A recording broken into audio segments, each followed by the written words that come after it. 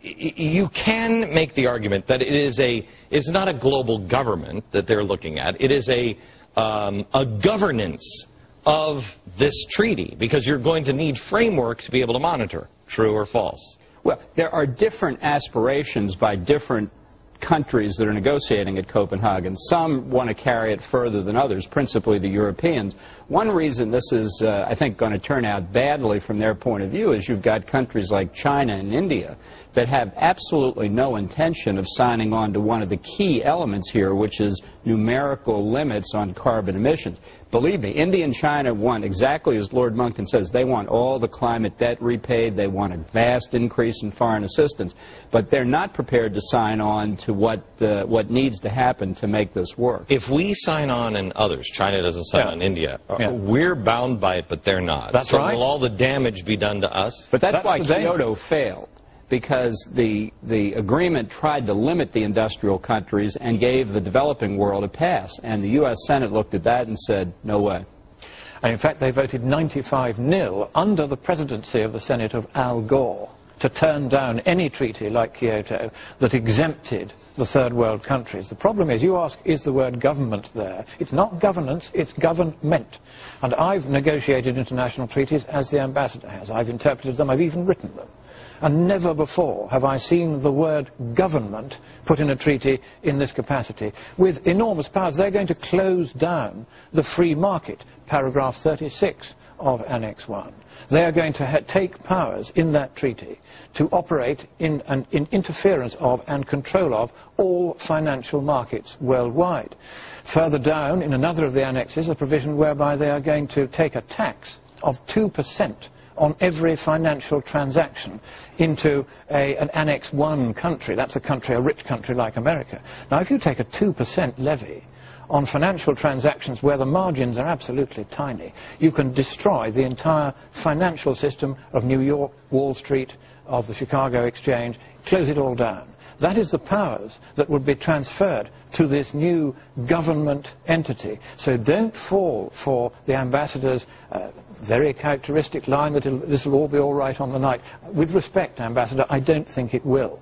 I think we are heading here for what could be a global government. And this was first presaged 25 years ago by Sir Maurice Strong, the UN bureaucrat who set up the intergovernmental rather than scientific structure of the UN panel on climate change, which is what all this is about. And he said then that he hoped it would be transmogrified into what became a world government. Jacques Chirac of France has said the same. Al Gore talks of global governance all the time. This is something which is being menaced everywhere you look.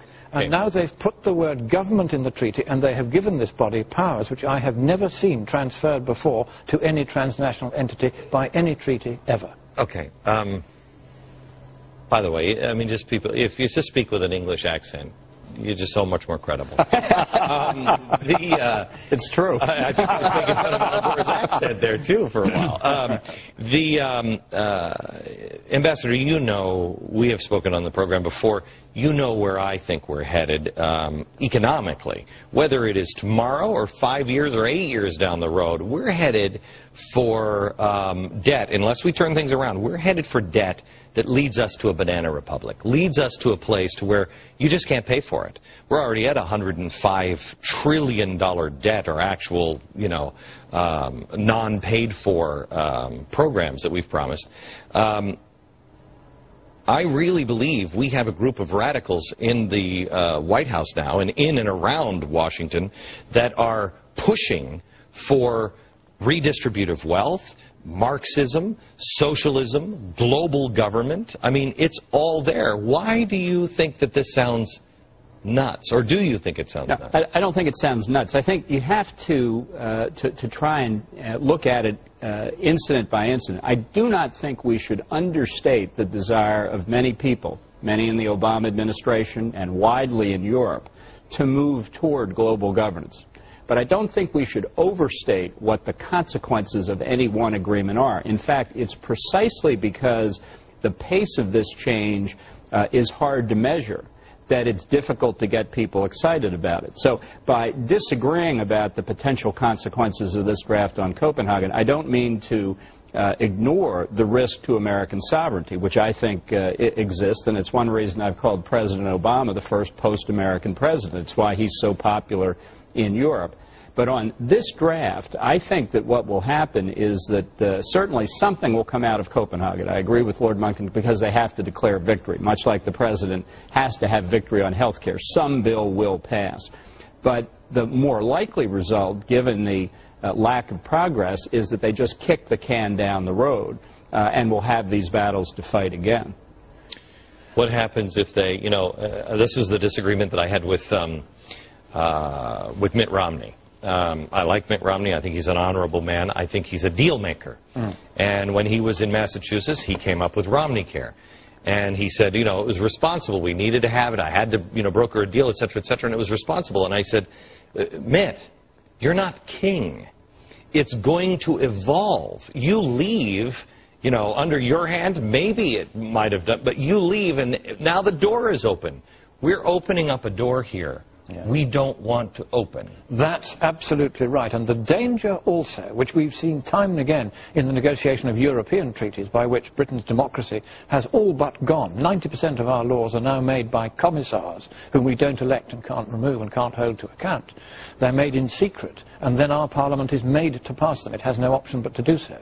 We've lost our democracy through exactly this kind of carelessness, where people say, oh, well, of course, the treaty doesn't really say government. It does say government. It does transfer to this government the power to shut down or regulate the financial markets. And it does allow it to levy taxes and enforcement penalties up to 10 times the price of a ton of carbon on the international exchanges on America. This whole treaty is targeted at America. Now, one must agree that it is only a draft, but that's why I am shouting now, because you are going to have to get on to your senators, ring up the White House, ring your senators, go to www.webcommentary.com and sign up to the instrument of repudiation of this treaty. Because if you don't make a loud noise now, there is enough in that present treaty draft, if it stands unamended, and it's been through several rounds of negotiation before it got to this draft, let's not forget.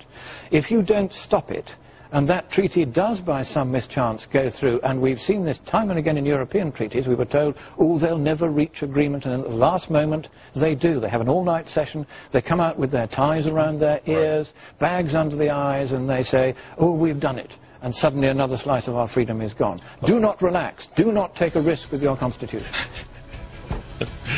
Wow, there's a lot to do. Remember the good old days when we could sit back and just watch TV and it really didn't matter? Not anymore. In a minute, when we come back, I want to poke some holes in Lord Monckton's theories and see if he can plug them up.